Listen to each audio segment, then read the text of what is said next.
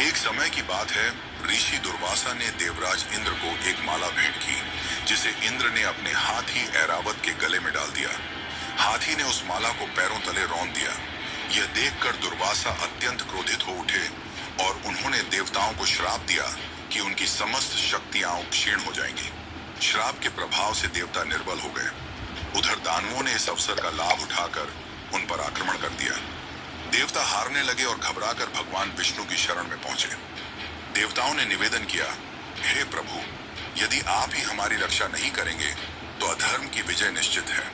भगवान मुस्कुराए और बोले, शक्ति पुनः प्राप्त करने का एक ही मार्ग है, समुद्र मंथन। क्षीर सागर का मंथन करने पर अमृत प्रकट होगा।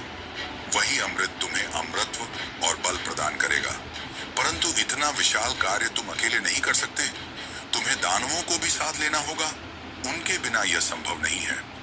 इंद्र दानवराज बाली के पास गए और यह प्रस्ताव रखा, आओ हम मिलकर समुद्र का मंथन करें।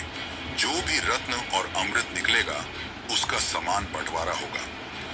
बाली पहले तो संदेह में था, लेकिन जब उसे पता चला कि यह स्वयं नारायण का आदेश है तो उसने प्रस्ताव स्वीकार कर लिया।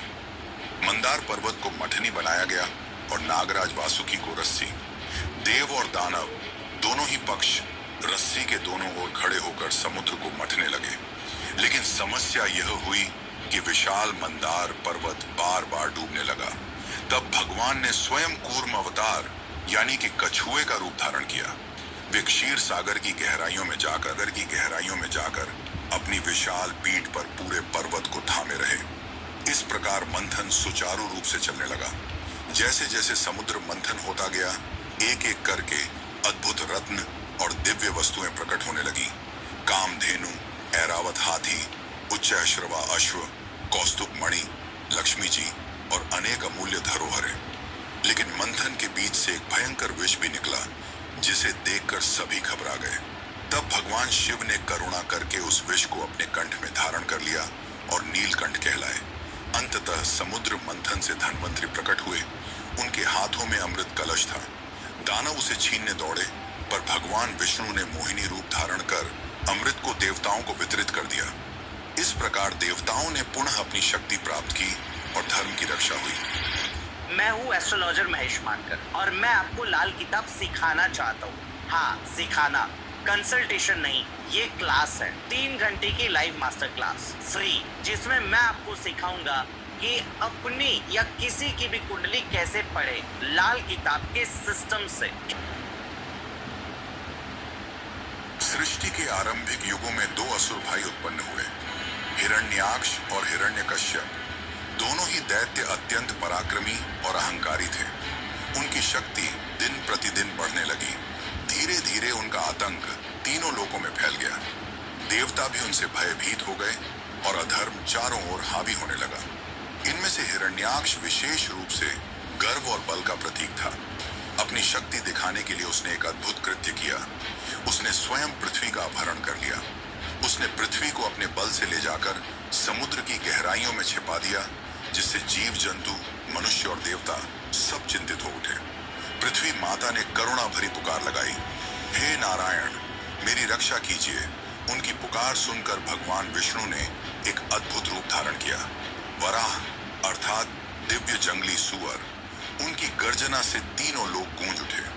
वराह रूप धारण करके भगवान सागर की गहराइयों में उतरे।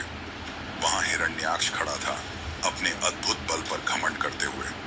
उसने भगवान को देखा और हंसते हुए बोला, अरे, ये तुच्छ जानवर मेरे सामने आया है, आज मैं इसे भी नष्ट कर दूंगा। फिर प्रारंभ हुआ एक भयंकर युद्ध।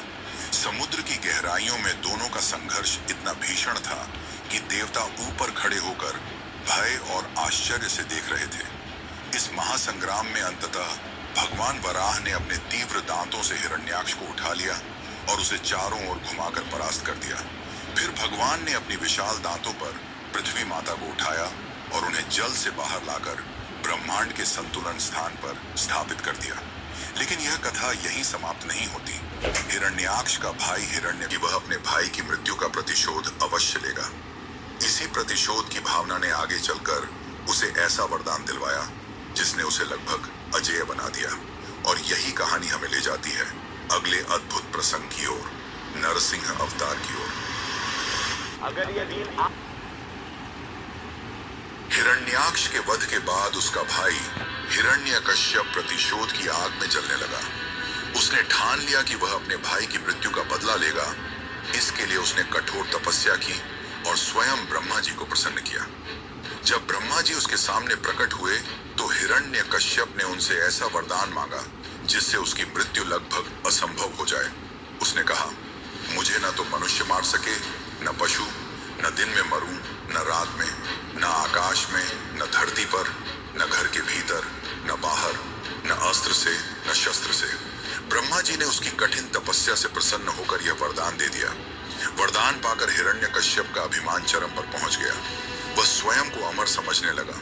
उसने घोषणा कर दी, अब सृष्टि में भगवान का कोई अस्तित्व नहीं है, केवल मैं ही सर्वोच्च हूं, सबको मेरी पूजा करनी होगी।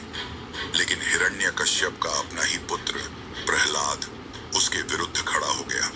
प्रहलाद बचपन से ही भगवान विष्णु का अनन्य भक्त था। वह दिन रात ओम नमो नारायणाय का जप करता। पिता लाख रोकता धमकाता, यहाँ तक कि दंड देता, पर प्रहलाद कभी विचलित नहीं हुआ। हिरण्यकश्यप ने उसे मारने के कई प्रयास किए।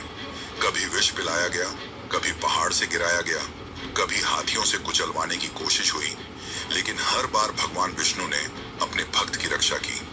यहाँ तक कि अपनी बहन होलिका की सहायता से उसे अग्नि में बैठाकर जलाने का प्रयास भी किया गया, पर हुआ उल्टा। होलिका जलकर भस्म हो गई और प्रहलाद सुरक्षित बाहर आ गया। अंततः हिरण्यकश्यप का क्रोध सीमा पार कर गया। उसने प्रहलाद को महल की चौखट पर बुलाकर पूछा, तेरा विष्णु कहाँ है? यदि वह सचमुच सर्वव्यापी है तो इस खंभे में भी होगा क्या? प्रहलाद ने शांत स्वर में कहा, हाँ पिताश्री, मेरे प्रभु हर जगह हैं। यह सुनकर हिरण्यकश्यप ने क्रोध में अपनी गदा से उस खंभे को तोड़ डाला। उसी क्षण वहां से एक अद्भुत भीषण स्वरूप प्रकट हुआ, नरसिंह। नरसिंह अवतार ने क्रोध में हिरण्यकश्यप का गला पकड़ उसे हवा में उठाकर पटक दिया। फिर घसीटते हुए महल की चौखट तक ले गए और उसे उठाकर अपनी जांघों पर लिटा दिया।